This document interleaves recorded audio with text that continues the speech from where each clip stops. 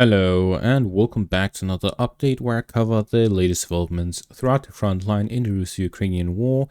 It is your host Weep Union, and in this one we see the steady growth of the Russian offensive operations. Russians continued offensive operations in the Sumy region, expanding their zone of control. They also managed to expand the zone of control in the Liman direction across the Separaticia Riverline. The Russians also continued their offensive operations northeast of Pocrosk and to the southwest of the city in the southwestern outskirts of the Donetsk region. The Russians also continued offensive operations in the eastern outskirts of the Zaporizhzhia region and north of Robotyne as they go closer and closer to Orikhiv. With this, we see that the Russian offensive operations are expanding to stretch across the entire front line, slowly picking up their speed, likely identifying the Ukrainian weak points and targeting the positions there. Reportedly, the focus on the Sumy region is currently being done due to gaps found in the Ukrainian defenses, and the Russians are taking advantage of that. The weaker the Ukrainian defensive positions are, the more the Russians will attempt to focus on that location. In the meantime, the Ukrainians continue their offensive operations in the Kursk region, where they are attempting to establish themselves in the direction of Totkino. So far, it is evident that the Russians are putting up heavy resistance, trying to avoid the Ukrainians from taking control over the town. However, the Ukrainians are slowly inching forward as they increase the pressure on the town. The Russians are attempting to hold on until reinforcements and supplies are able to get in there and counterattack the Ukrainian forces. Meanwhile, the Ukrainians continue attempting to establish themselves and cut off the supplies of the Russian forces.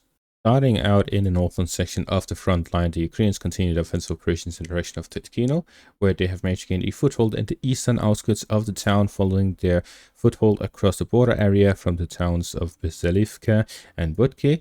The Ukrainians are here attempting to gain control of the roads in the northern flank of Totkino, moving in the direction of Popovo-Lysachi to encircle the Russian forces fighting within the town. They are also storming the town head-on from the western outskirts of it. We can see that the Russian positions are centered around the industrial area in the northern parts of the town and spread across the residential area.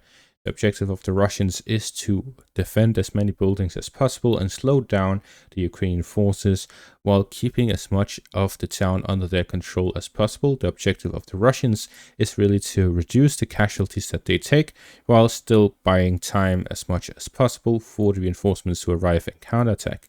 If the Russians are able to counterattack, then the Ukrainian positions are not very stable across the border area, as they do not have a lot of positions to trench themselves within. And therefore the Russians would be able to dislodge the Ukrainian forces from their positions.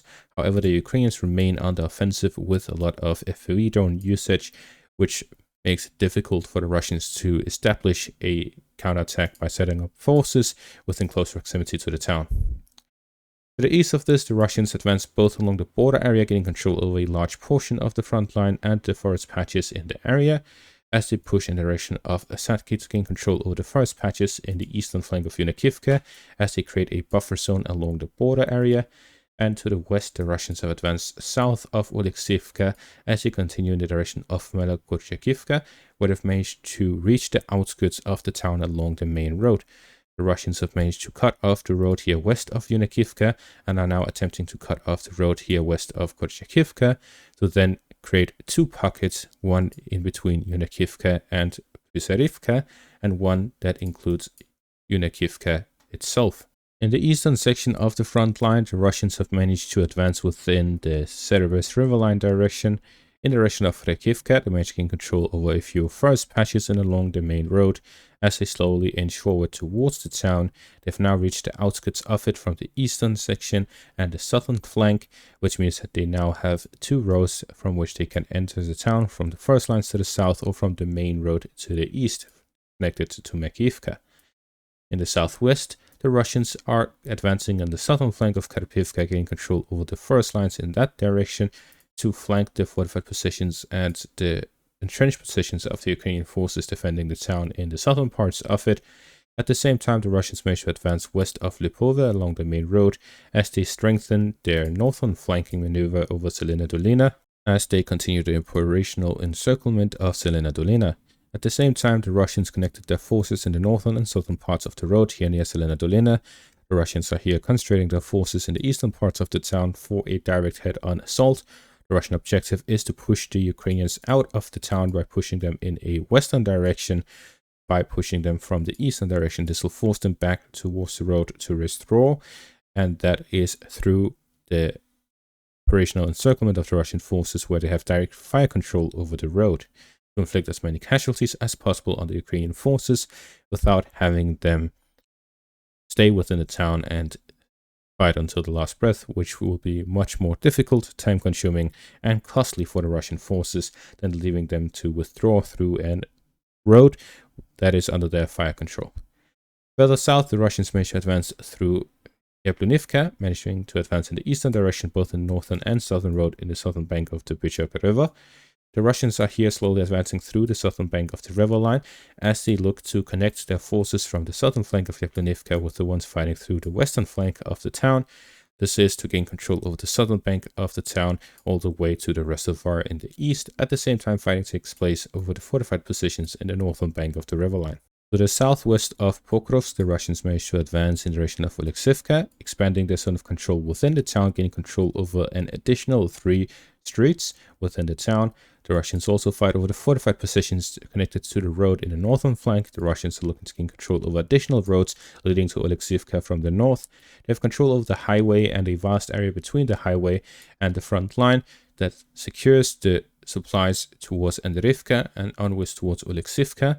And here they're looking to connect their forces between Oleksivka and Bohdanivka. This is to increase the supplies that is able to be transported between the frontline positions along the highway, along the Vovcha River line, and the frontline positions in the direction of Bohdanivka, Troitske, and so on. The Russians will look to connect their forces on the eastern part of the border area, strengthening their offensive operations, and allowing them to concentrate their forces in one section of the front line and rapidly redeploy to other sections if gaps appear in the Ukrainian defenses. The Russians are currently working through the fortified positions of the Ukrainians here to the south of Novopavlivka as they've reached the border area between the Donetsk and Dnipropetrovsk regions. The Russians also expand their zone of control within Karach, gaining control over parts of additional 3 streets as they expand the zone of control within the town. We see with this geolocated footage that the Russians are here attempting to push through and establish themselves within Karach. The objective is to cut off the supply lines towards the fortified positions in the northeastern parts and gain control over that, which will open up the road for the Russian forces to flank Karach from the north. At the same time, with control over the town of Fedorivka, here to the south of Karach, the Russians may also attempt a river crossing to assist their forces from the western bank of the Mokry River line. From this, we see that the Russians expand their zone of control and their offensive operations to the southwest of Pokrovsk. In the Zaporizhzhia section of the front line, the Russians continue offensive operations in the direction of Melinivka and to the north of Robotyne. In the direction of Melinivka, the Russians are aligning the front line with the river line east of the town as they continue offensive operations along the main road. They are also expanding beyond that of Vishneve to allow for an additional road in the direction of Melinivka, one from Novoslatopil and one from Vishneve, and they're also expanding zone of control north of the town to prevent the Ukrainians from gaining fire control over the road.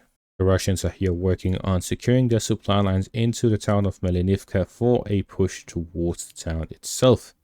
The Ukrainians do not have a strong flank to the north of Vishneve, therefore the Russians are dislodging the Ukrainian positions from their frontline positions and kicking them away from the road to prevent the frontline direct fire control. This will allow the Russians concentrate forces in the towns for a push towards Melinivka as they've now reached the outskirts and gain control over the parts of the eastern bank of the Riverline. To the north of Robotyne, the Russians gain control over a significant portion of fortified positions of the Ukrainians in the area, where they are almost aligning the front line with the highway in the east of Novodanilivka. From this, we can see that the Russians are slowly closing in towards Novodanilivka, where several fortified positions remain to the south and southeast of the town. However, they are mostly scattered around and no massive defensive line is left under Ukrainian control. The Russians will look to gain control over Novodanilivka and to re-enter Malatokmashka and push through it for a push towards Oryhov. If we take a look at the frontline positions, we can see that the only towns that are directly connected to Oryhov are Novodanilivka and Malatokmashka.